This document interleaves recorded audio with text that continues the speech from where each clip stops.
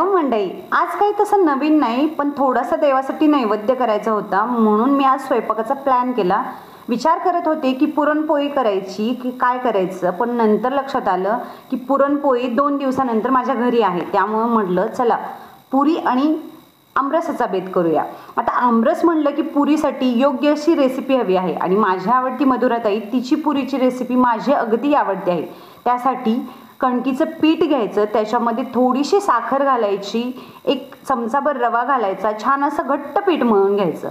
पुरी करण्यासाठी कडक असं तेल असायला हवं, जेणेकरून आपली पुरी एकदम टम्म फुगते. पुऱ्या काही छोट्या छोट्या कराव्यात असा काही नियम नाही. छान अशी टम्म फुगलेली पुरी, त्याबरोबर अकलूज स्पेशल पुरी भाजीचा बेत.